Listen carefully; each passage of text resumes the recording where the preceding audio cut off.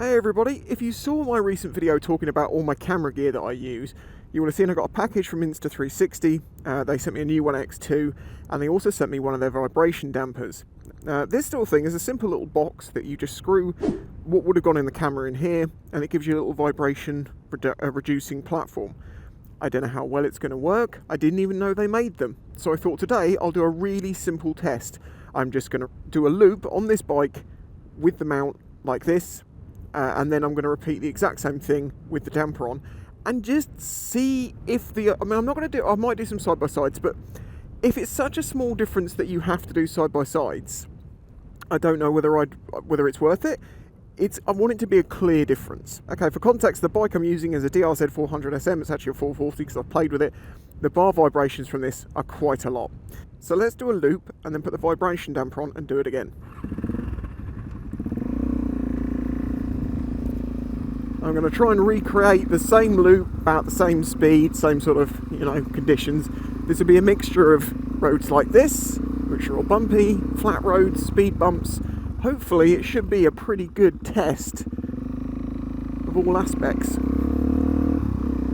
I absolutely love the Insta360 cameras. They are fantastic for stuff like this.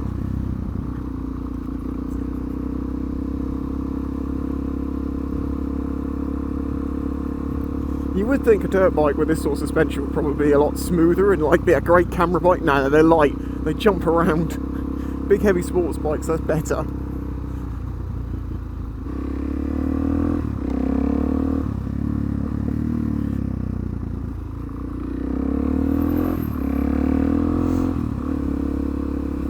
Okay, so now we're going to get onto a normal road and get up to speed. This is where we'll get some higher vibrations. Up until now, this has been mostly big bumps.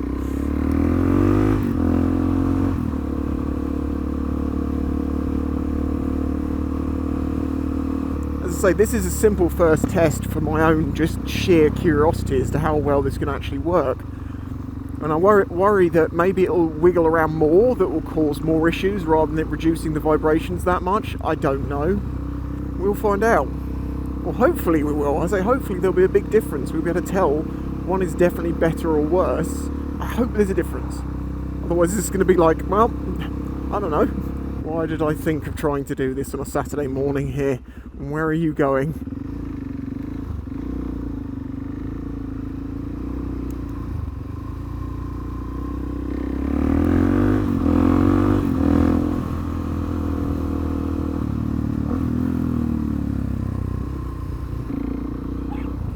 Jesus.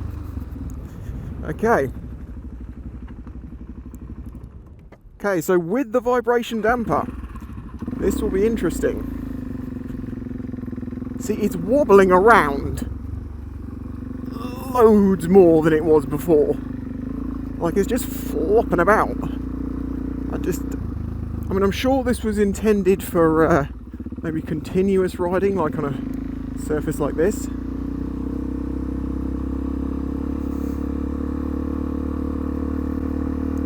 But the thing is, it just seems to flop about.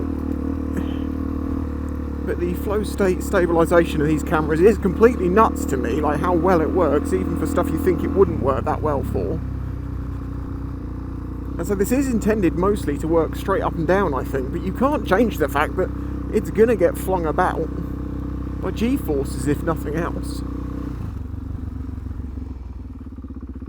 Let's try this again, back round.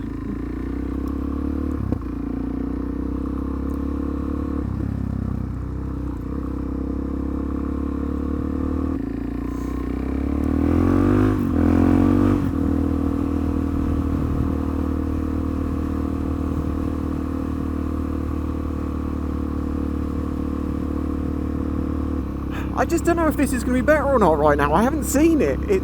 I just see it flopping around so much, and my brain, from all the years of doing this, tells me, no, that can't be better. That cannot be.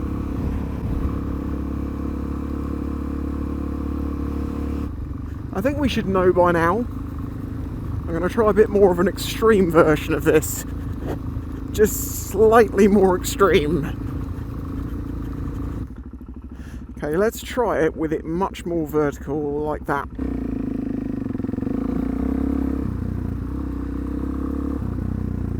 Yeah, it's still just flailing around out there.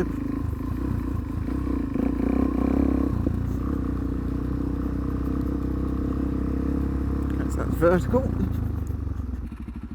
Okay, let's try it in here with no vibration reduction at all.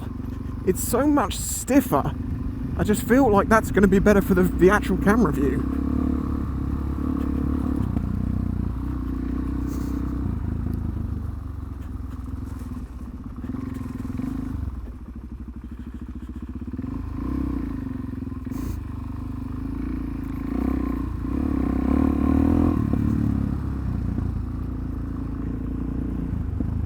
Wow, cool front end.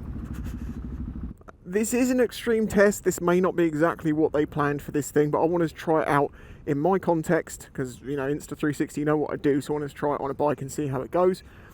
I will probably have an opinion myself at the point you're watching this, but I can't say that yet because I haven't seen the footage. But let me know what you think in the comments. I'm imagining there's going to be an obvious difference. I don't think it can wangle around that much and not show up in the video. If you enjoy this video, please hit the like button, subscribe if you're new here, and if this turns out to be interesting and there's like promise in this thing, well then I'll be doing some more testing with it. Until then, bye-bye. Okay, so we've both seen the video now, and I think we've probably both drawn the same conclusion, which is, yeah, that's not great.